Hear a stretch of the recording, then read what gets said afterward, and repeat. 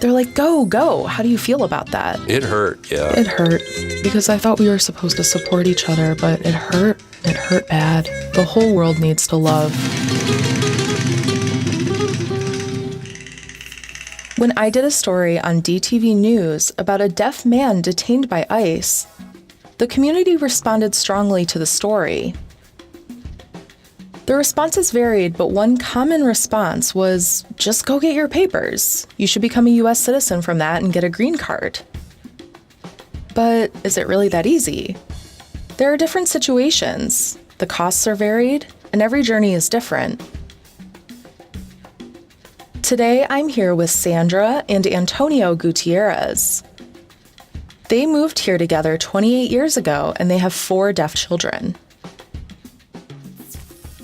Where in Mexico did you move here from? Mexicali, Baja, California. We came here together. And why did you want to move here to the United States? I was 18 when we moved here. I looked around and I saw that the schools were nice around here. My brother brought his son here for school,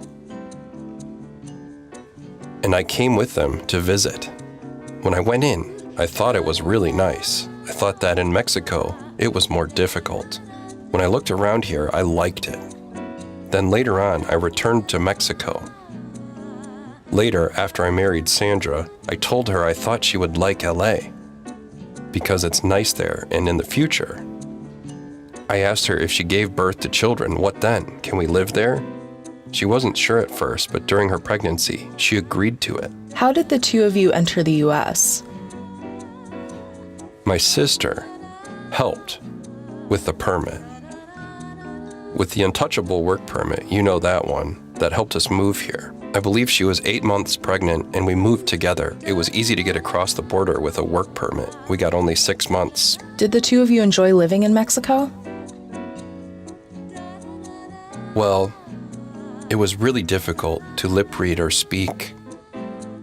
I wanted to sign an LSM, but you'd get your hand smacked for that. I put up with it constantly.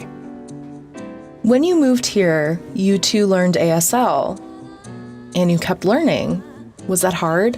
Yes. I've improved a bit. My daughters, I had 4 deaf children, and ASL was very important to them for school.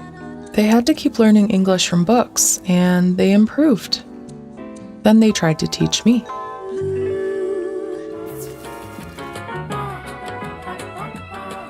So, there's a difference between the red card and the green card.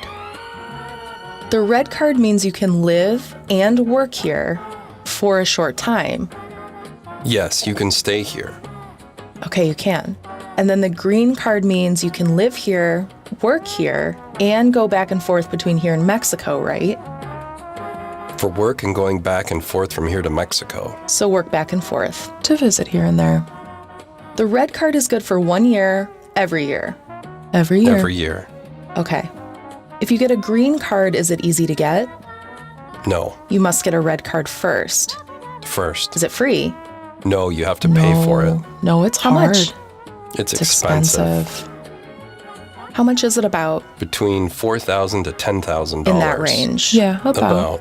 If you have a red card, how long is the process to finally get a green card? Sometimes 3 months or 6 months, it varies. It can be fast if the records are good and clean, which is a must. If so, we'd get paid. I didn't understand. They responded to clean records, not getting in trouble or fights or theft in your history. Is it hard to get a green card? They require tax money. My daughters were supposed to get the money from work in order for this to be legal. I thought now they require tax money. It wasn't that way before. It's new. Then when they turn 22, then we need to separate from our daughters. And we need to get a job ourselves to help pay for the tax. So that means when your daughter turns 22 years old, your daughter can support you to get a green card. Many people don't realize people who immigrated into the United States and have a green card are required to pay taxes. That's true, correct. It's a standard, similar to the people who live in the US. It's all the same. They have to pay taxes too. It's the same. It's not easy. It's hard. It takes patience. You have to keep going. We have to keep trying. In the future, we will. People may not realize that becoming a US citizen is tough and expensive. Plus, you have to study about the country.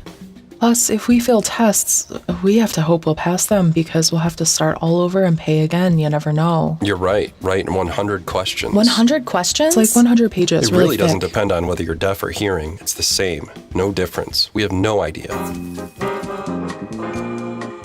When my kids were growing up, I told them, for me, it's different. I wasn't allowed to sign. They'd smack my hands. I'd suffer. But you have been here. You'll grow and you'll have a future. You'll go to school here and have things to do. This means you can do or be anything you want. You raise them to work hard. Yeah, they've worked hard. They've exceeded my expectations. Yes, right. My daughters have balked about going to school. And I would tell them not to. I remind them that ASL is beautiful, and that's what they need so they can sign it. They need to go to school and keep up with it, Monday through Friday. They have to keep going to school. They started to like it as time went on. It got better. ASL is the best option. It's the most advanced. I'm proud of them. The two of you have a family you're proud of. What is your hope for the future? To be content. Peace, and be right? in peace. To become a U.S. Whatever lies for ahead, make immigrants, sure it's in yes. peace. To become a citizen for life, that's very important. For peace, no need to be negative about people around us. Now, people are saying that you're an immigrant, go back to Mexico, go. How do you feel about that? It hurt, It yeah. hurt. Because I thought we were supposed to support each other, but it hurt, and it hurt bad. The whole world needs to love and be welcoming and ask for help for workers and have family support. Do you think Mexicans are bad? It's not true. We are here for work, children, and success. That's all. He's right. Watch us. If we are clear to you, then your heart will change.